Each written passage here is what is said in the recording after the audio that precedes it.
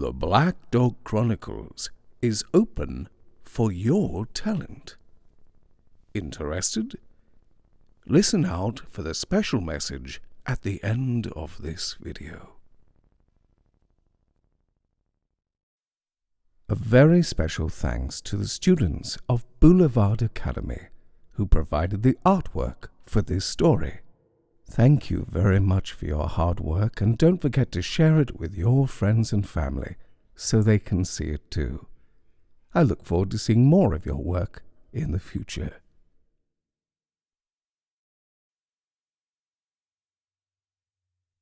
The Pond by Nigel Kneale. Read for you by Huw Carr. It was deeply scooped from a corner of the field, a green, stagnant hollow with thorn bushes on its banks. From time to time, something moved cautiously beneath the prickly branches that were laden with red autumn berries. It whistled and murmured coaxingly, "Come, come, come, come," it whispered. An old man, squatting frog-like on the bank. His words were no louder than the rustle of the dry leaves above his head. "Come now, little dear, here's a bit of meat for thee." He tossed a tiny scrap of something into the pool. The weed rippled sluggishly. The old man sighed and shifted his position. He was crouched on his haunches because the bank was damp. He froze. The green slime had parted on the far side of the pool. The disturbance travelled to the bank opposite, and a large frog drew itself half out of the water. It stayed quite still, watching. Then, with a swift crawl, it was clear of the water. Its yellow throat throbbed. "Oh, little dear," breathed the old man. He did not move. He waited, letting the frog grow accustomed to the air and slippery earth. When he judged the moment to be right, he made a low, grating noise in his throat. He saw the frog listen. The sound was subtly like the call of its own kind. The old man paused, then made it again. This time the frog answered. It sprang into the pool, sending the green weed slopping, and swam strongly. Only its eyes showed above the water. It crawled out a few feet distant from the old man and looked up the bank, as if eager to find the frog it had heard. The old man waited patiently. The frog hopped twice up the bank. His hand was moving so slowly that it did not seem to move, towards the handle of the light net at his side. He gripped it, watching the still frog. Suddenly, he struck. The sweep of the net and its wire frame whacked the ground about the frog. It leaped frantically, but was helpless in the green mesh. "Dear, oh my dear," said the old man delightedly. He stood with much difficulty and pain, his foot on the thin rod. His joints had stiffened, and it was some minutes before he could go to the net. The frog was still struggling desperately. He closed the net round its body and picked up both together. "Oh, big booty," he said. "Pretty handsome fellow, you." He took a darning needle from his coat lapel and carefully killed the creature through the mouth, so that its skin would not be damaged, then put it in his pocket. It was the last frog in the pond. He lashed the water with the handle, and the weed swirled and bobbed. There was no sign of life now, but the little flies that flitted on the surface. He went across the empty field with the net across his shoulder, shivering a little, feeling that the warmth had gone out of his body during the long wait. He climbed a stile, throwing the net over in front of him to leave his hands free. In the next field by the road was his cottage, hobbling through the grass with the sun striking a long shadow from him. He felt the weight of the dead frog in his pocket, and was glad. Big beauty, he murmured again. The cottage was small and dry, and ugly, and very old. Its windows gave little light, and they had coloured panels, dark blue and green, that gave the room the appearance of being under the sea. The old man lit a lamp, for the sun had set, and the light became more cheerful. He put the frog on a plate and poked the fire, and when he was warm again, took off his coat. He settled down beside the lamp and took a sharp knife from the drawer of the table. With great care and patience, he began to skin the frog. From time to time, he took off his spectacles and rubbed his eyes. The work was tiring. Also the heat from the lamp made them sore. He would speak aloud to the dead creature, coaxing and cajoling it when he found his task difficult. But in time he had the skin neatly removed, a little heap of tumbled, slippery film. He dropped the stiff, striped body into a pan of boiling water on the fire, and sat again, humming and fingering the limp skin. "Ready," he said. "You'll be so handsome." There was a stump of black soap in the drawer, and he took it out to rub the skin with the slow, over-careful motion that showed the age in his hand. The little mottled thing began to stiffen under the curing action. He left it at last and brewed himself a pot of tea, lifting the lid of the simmering pan occasionally to make sure that the tiny skull and bones were being boiled clean without damage. Sipping his tea, he crossed the narrow living room. Well away from the fire stood a high table, its top covered by a square of dark cloth supported on a frame. There was a faint smell of decay. "How are you, little dears?" said the old man. He lifted the covering with shaky scrupulousness. Beneath the wire support were dozens of stuffed frogs. All had been posed in human attitudes, dressed in tiny coats and breeches to the fashion of an earlier time. There were ladies and gentlemen, and bowing flunkies. One, with lace at his yellow waxen throat, held a wooden wine cup. To a dried forepaw of his neighbor was stitched a tiny glassless monocle, raised to a black button eye. A third had a midget pipe pressed into its jaws with a wisp of wool for smoke. The same coarse wool, cleaned and shaped, served the ladies for their miniature wigs. They wore long skirts and carried fans. The old man looked proudly over the stiff little figures. "You, my lord, what are you doing with your mouth so glum?" His fingers prized open the jaws of the round-bellied frog dressed in satins. Shrinkage must have closed them. "Now you can sing again, and drink up." His eyes searched the banqueting, motionless party. "Where now?" In the middle of the table, 3 of the creatures were fixed in the attitudes of a dance. The old man spoke to them. Soon he'll have a partner for the lady there.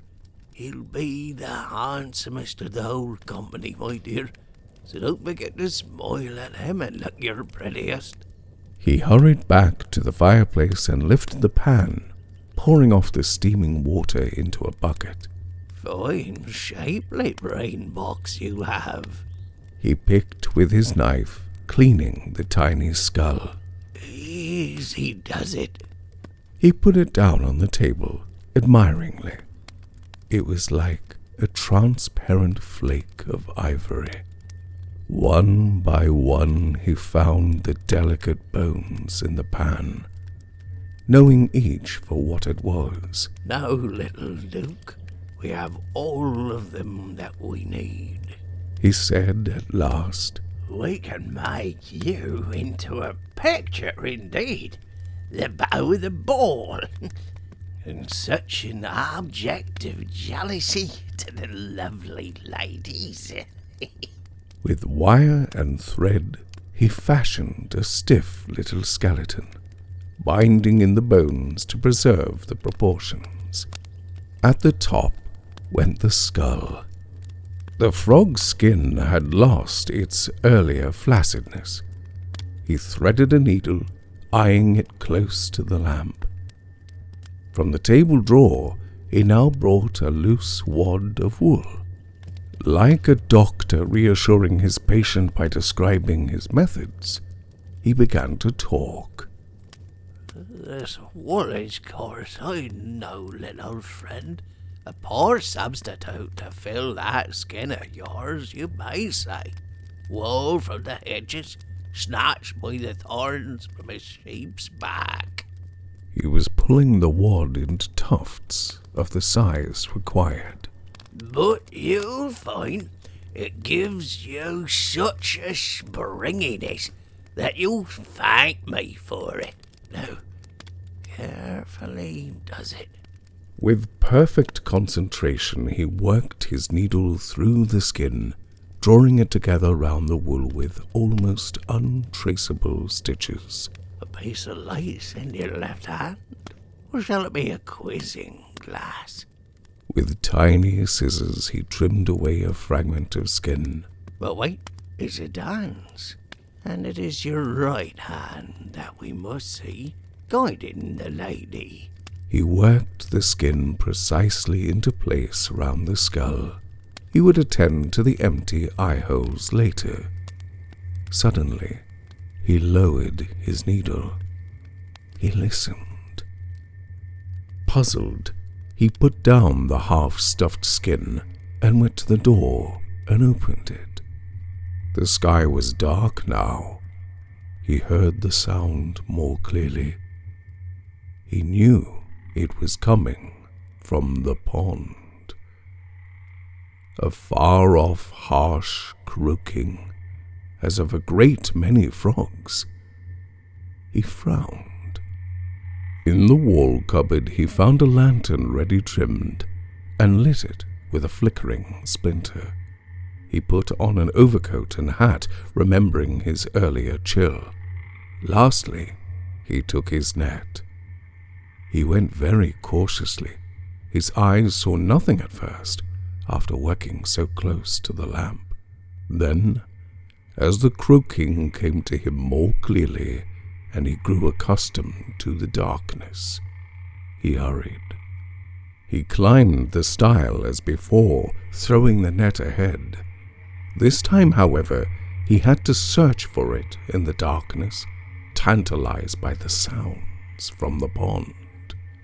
When it was in his hand again, he began to move stealthily.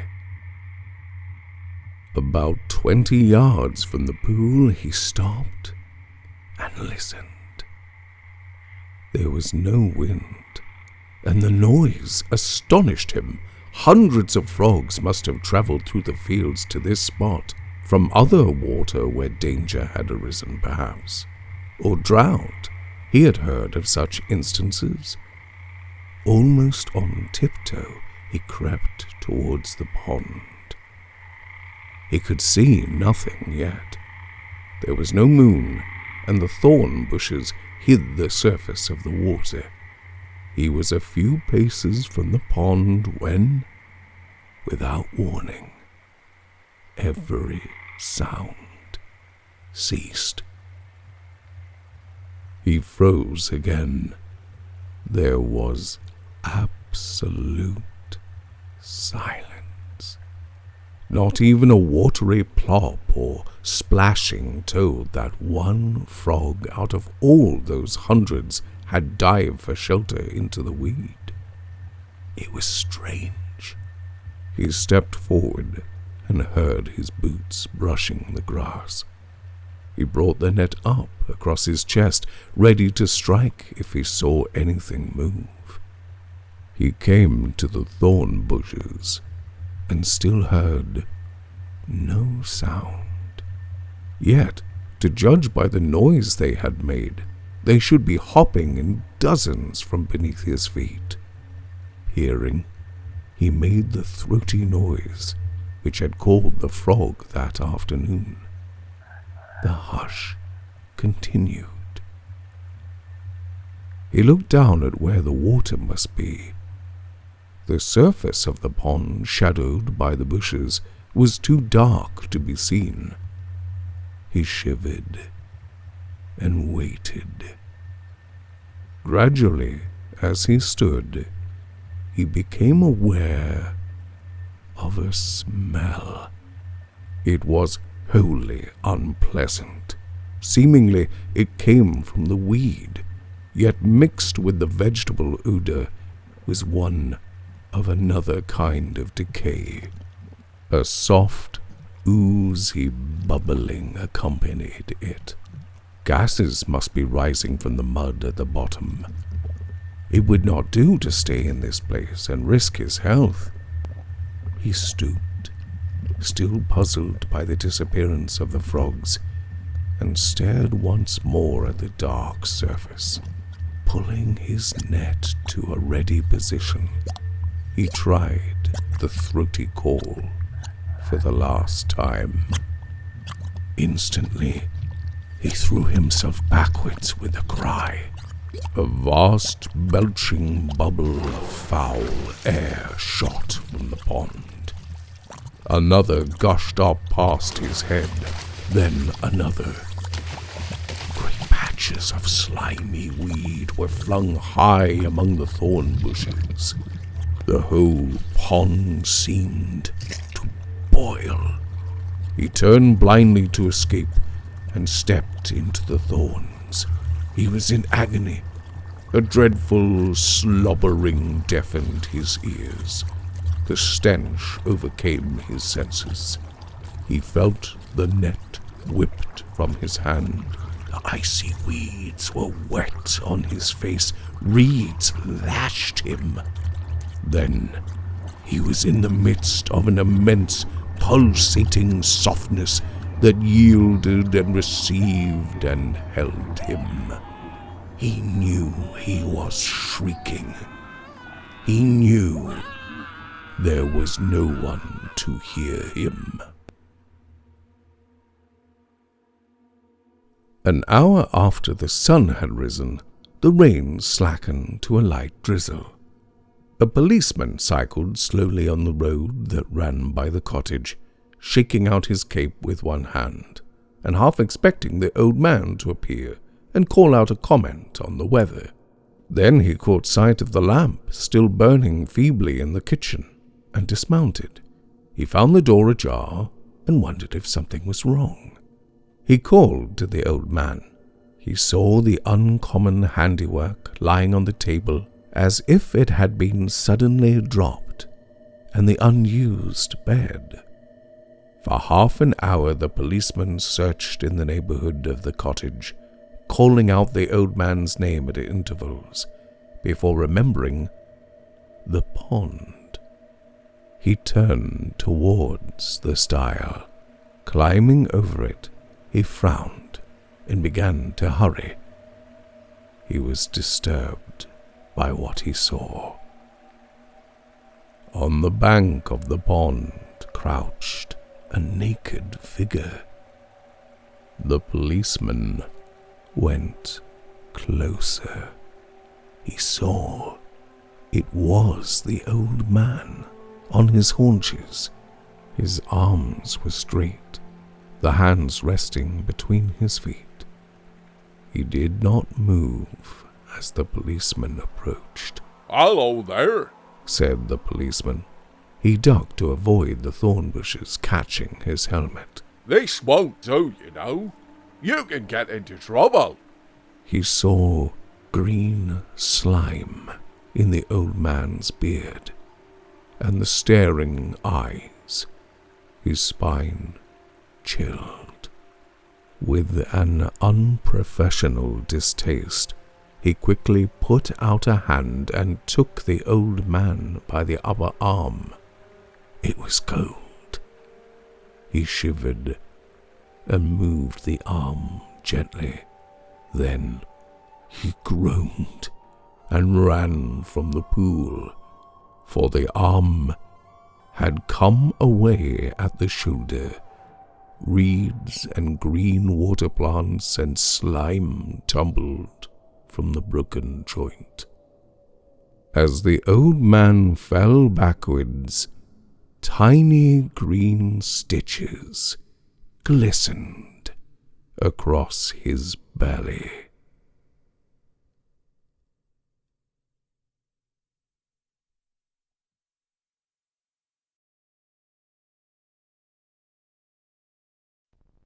The Black Dog Chronicles is looking for your talent. Would you like to write a story to submit to the channel? Perhaps you'd like to play one of the characters in the upcoming stories. Maybe you would like your artwork to be shown on the channel.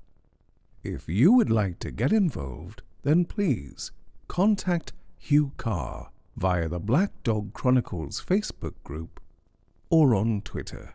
The links are available in the description below. Make sure you familiarize yourself with the content of the channel before submitting. I look forward to hearing from you.